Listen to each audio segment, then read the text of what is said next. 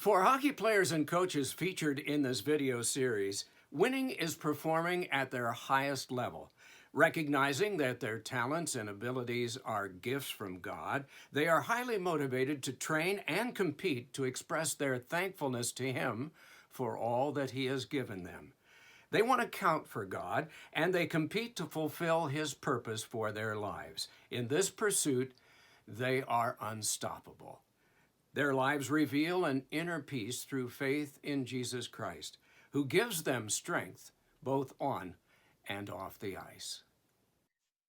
There's somebody else that I want to talk to now in Donor who has lived his life not ashamed of the gospel. I had the pleasure of playing with Donor for a couple of years in Phoenix. We've been longtime friends for many years. And, you know, we've all played the game or been associated with the game on this call. You know, Donor's played over 1,500 games in the league, 21 seasons, but he's done something that is really, really unique. He played all those games with one team. So, Donor, I looked up your hockey DB and it says you're 6'1", 223. So my first simple question is, are you still 223? Hey, come on now. That's not very. I have a new appreciation for the people that have gotten older now.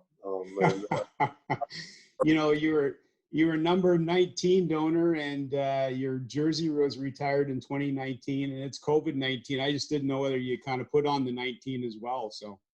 Yeah, that's an extra 19 that has came along over the years that I appreciate how difficult that is now. Never thought I'd get old, and here it comes.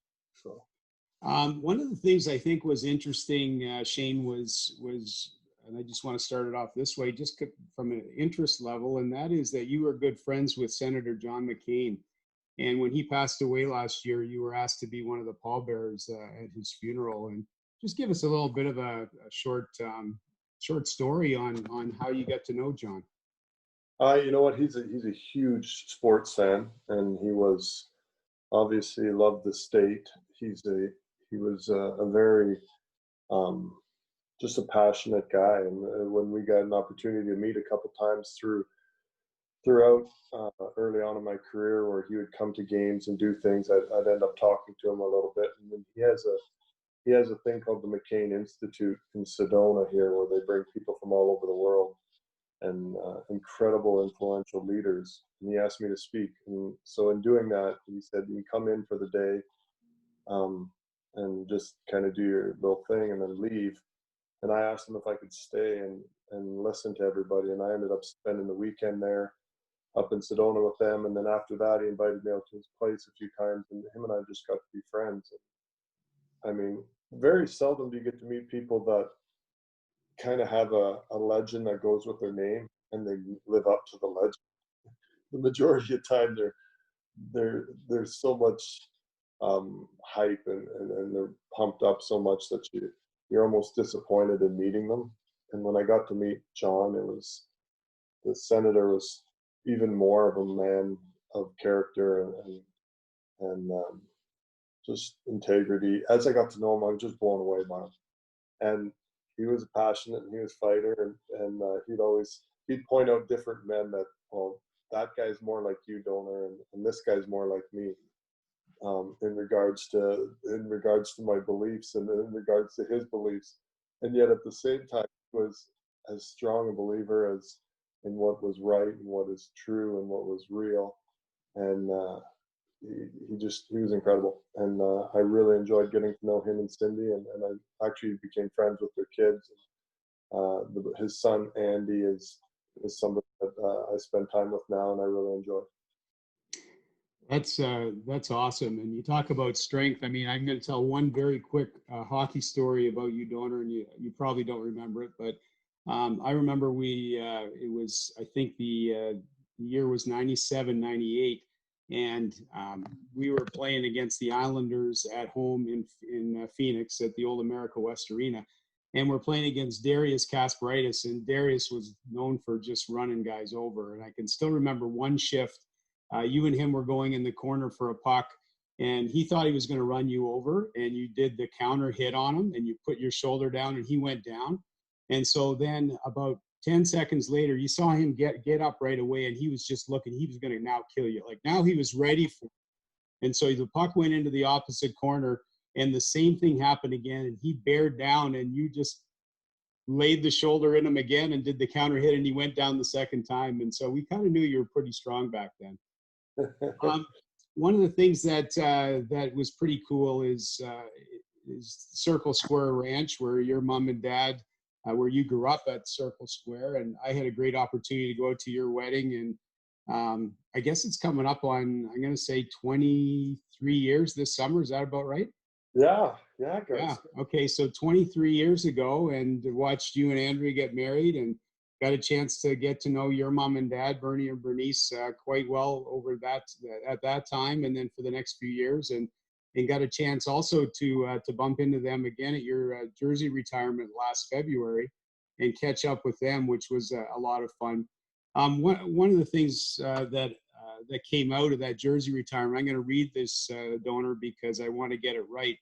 You gave a speech. A lot of people spoke very highly of you and what was going on. And you gave a speech. And in the speech, you said, I get to play hockey because of a creator who made the very water that makes the ice we skate on, who created my parents and directed my steps, a creator who gave me a body type that matched my ambitions for hockey at this time in history. I didn't choose Jesus, but he has guided me and directed me every step along the way. It is all by him and for him and through him. To the Lord, I say thank you. Shane, you were raised in a Christian home, obviously, but when did your parents' faith become your faith? And how has that kind of played a role in who you were, especially as a young Christian, a young hockey player? Oh, well, thanks, Garth. Yeah, my parents, both my mom and dad actually ended up being ordained pastors, and so I had the opportunity to be raised by people that not only believed in what the Bible said, but they lived it on a daily basis. And if you talk to my dad for any amount of time, his whole thing is truth. He just wants to know the truth. He doesn't want to believe in anything that isn't true. And that was something that was just kind of instilled in me over and over and over again, was to seek the truth and try to get wisdom, try to get understanding, and then they kind of let that play out. And there's, without a doubt, for a long time, I kind of lived almost my Christian life through a secondhand experiences of how my parents were. And it wasn't until I kind of left and was on my own. When I went away to play junior hockey, I still kind of held on to that, and it was still, I think, more their kind of belief system and their explanation of things. And it wasn't until I got a little bit older, until I was probably about 22, 23, where I really started to get an understanding of how important it is to recognize that it had to be such a personal thing. And I could without a doubt quote and talk all the language, and made myself look really, I guess, the Christianese kind of thing, and made sure everyone knew what I believed. But when I was about 22, 23, I went through some things with my own life that I had to deal with that made it so that I had my own doubts, which I think doubts are so important, because it's kind of, I've read that it's kind of like the antibodies of belief. You need your doubts. You need to be able to question your own thoughts and question your own beliefs before you truly, I think, can understand what's being said and what's going on. And for a long time, I think I fought against my own personal doubts. But as I sat down and really thought about the questions that I had myself about what I believed in the Bible and all those different things, and really sat there and thought about it and wasn't afraid to question why do I think this way. That's when things really started to become personal for me. And when I was able to not be afraid of those questions and not be afraid of those doubts, things started to, for whatever reason, clarify the fact that the truth is that Jesus is Lord, and that he is the way, the truth, and the life, and that if you want the life that is truly available, and that God wants for us, that the truth is in Him. And that was huge for me when I was, I think it was just, and not saying man enough, but man enough to question everything that um, that was taught to me, and taught to me in the most loving, amazing way. And but those doubts and those questions aren't something to be afraid of, because those questions and doubts were what I think eventually ended up pushing me towards what I understand now to be even more truth and even more reality. And that was important. Now, during those times too, is there somebody that kind of helped you? Are there a group of people? Obviously, you have a great relationship with Andrea in your marriage. Were there people at the church and individuals that kind of came alongside you and played a big role in that as well? Well, without it, I mean, for me, and not to be too just to be real, was you. I mean, with you, being able to play with you was something that I was able to see the way that you handled yourself, and the way that you handled being a player, on top of being a husband and a dad, and being real. Without a doubt, my parents and my family, not just my parents, but my extended family, was a huge part of that. And then you brought in a chaplain in Jeff Farrar that helped me so much, and it was so great to have those times where it was okay to question things. And my parents, to their credit, would probably have grown up a little bit more um, in a tighter kind of religious environment than what I was in at that time, and there was probably a little bit. They were concerned just because I was questioning so many different things, and not in a negative way, but just be like, why? Why is this way? Why is that this? And for them to give me the freedom, and for yourself and for a guy like Jeff to just sit and listen to some of those things was huge for me.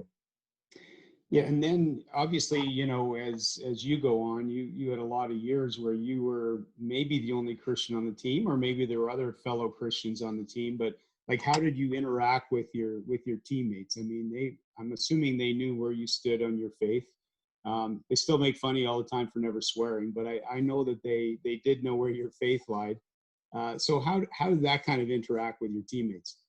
You know what? It became um, it was it was good. I was so blessed. I like, when I came on this call, as I was going through the people, and I can see all your names and I can see all your faces. I can't thank you guys enough. Like, I truly can't. I can't thank you guys enough for. Um, I've heard all the stories, and I've heard all the situations and the way that things were in regards to being a Christian hockey player, and so many of you answered all those questions before I ever had to, and and answered them with such character and such class that it made it considerably easier for me to have to deal with it. Um, John Paddock's on here, and John made it so that, as when I came in as an 18-year-old, that I was so comfortable to be a Christian in who I was, and I never ever made qualms about saying what I believed, and expressing my beliefs. I thought that that was a big part of who I was, and so everybody seemed to understand that that's who I was, and they kind of accepted it. And that being said, I was always so afraid that everybody saw all my mistakes, because I made so many of them, and it's over and over again when you. I think that's the biggest fear as a Christian hockey player and as a Christian athlete, is all the mistakes you make, and all the things that you do that you wish you could have back, and all the things that you wish you could say that you didn't answer that question properly, or you didn't, you know, display the characteristics that you wanted to, but for whatever reason, and I give it mostly back to the group that's on this call, it seemed that the players always seemed to give me grace. And when I made mistakes, I had grace to, you know, own up to them the majority of the time. That was always a hard part, is go to guys and be like, yeah, I probably handled that a little bit poorly, and I should have maybe done this or could have done that. And I had a great group of teammates that really understood, and then I think that started to um, give me some credit amongst them as I acknowledged some of my mistakes. Well, the good news is that you are definitely in a group of mistake makers here, so that's always a good thing. The the other thing too, like, did you have chapels? Like, I know we did for a year or two when I was there, Donor. Did you continue chapels that you had on the team?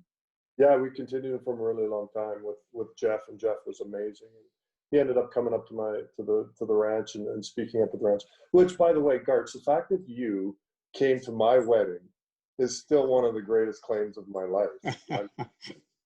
I was so young when I got married. I was 20 years old when I got married, and it was in my hometown has 75 people in it. We live 8 miles from that town of 75 people on gravel roads. Like, we're in the middle of nowhere, and not too many teammates would fly all the way from, in the middle of the summer, all the way across Canada, then get in a car, drive for 3 hours to get to Halkirk, then stay in a little. I couldn't express how much that meant to me.